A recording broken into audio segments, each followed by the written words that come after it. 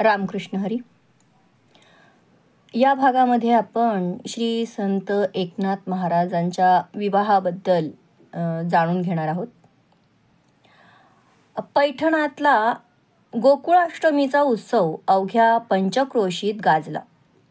पंतांना कळून चुकलं की नाथांनी आपल्या मवाळ मृदू लाघवी स्वभावानं, अंगच्या सद्गुणानं, आपल्या रसाळ वाणीनं, विद्वत्तेनं, साध्या सरळ अंतकरणाला जाऊन भिडणाऱ्या वाणीनं आणि अंतरीच्या कळवळ्यानं सारा लोकमानस आपलासा करून टाकला आहे.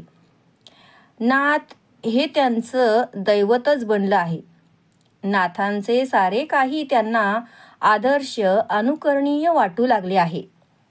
अशा परिस्थितीत उत्तम प्रकारे प्रपंच करून परमार्थ कसा साध्य करावा याचा आदर्श समाजासमोर तोच उभा करू शकतो आणि म्हणून त्यानं विवाह केलाच पाहिजे. त्यानं परमार्थमय झालेल्या प्रपंचाचा आदर्श सर्वसामान्यांसाठी निर्माण केला पाहिजे असं पंतांना प्रकर्षानं वाटू लागलं. पंत या विचारांनी प्रेरित होऊन नाथांच्या आजींकडे गेले. पंत दिसताच आजीनं त्यांचे पाय धरले आणि म्हणाली, स्वामी महाराज, आता माझ्यासाठी भानुदासांच्या कुळाच्या वृद्धीसाठी मी एका गोष्टीची भिक्षा मागते. आपण मला आधी अभय द्या. महाराज, भानुदासांची ही वंशवेल पुढे चालावी एवढीच माझी इच्छा आहे. काय म्हणता आई?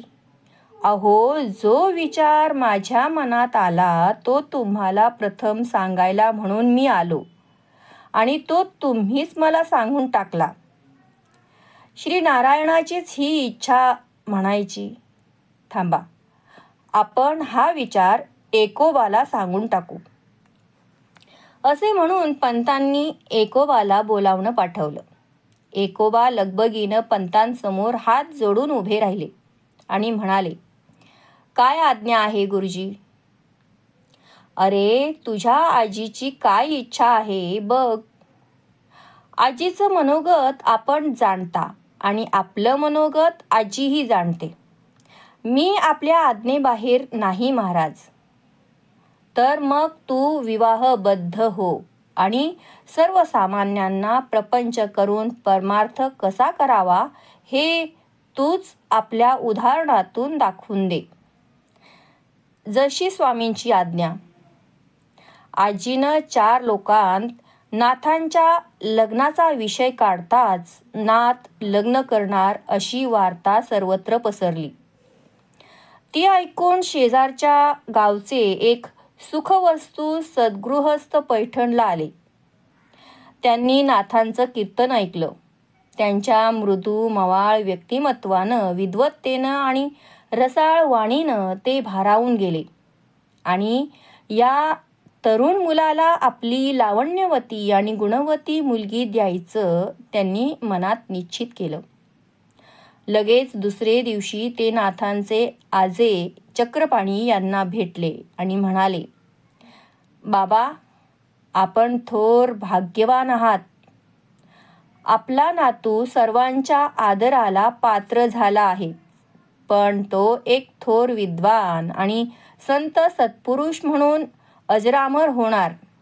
लोकांचे संसार सुखी करण्याचं सामर्थ्य आहे त्याच्या अंगात.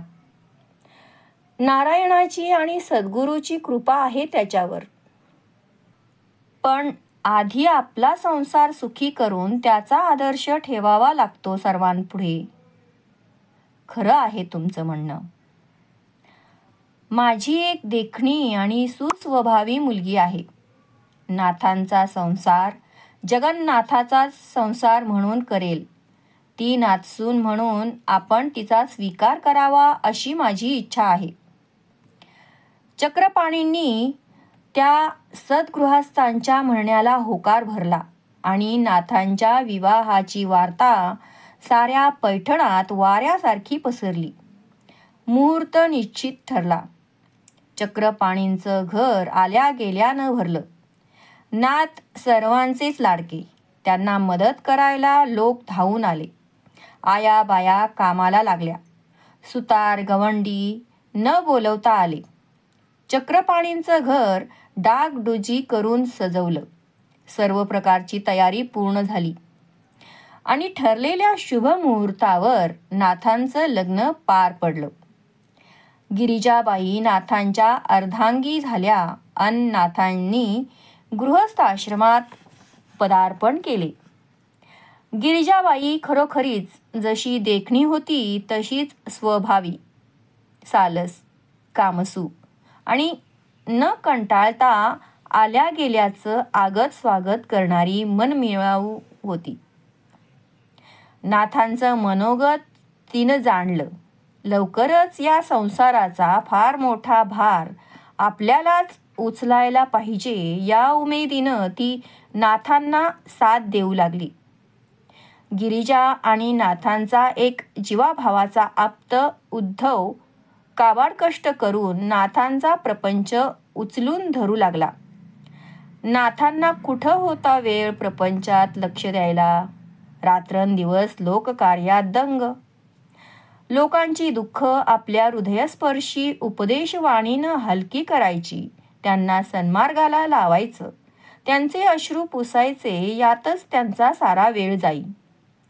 उरल्या वेळी कथा कीर्तन आणि प्रवचन. तसं पाहिलं तर 4 माणसांचा प्रपंच.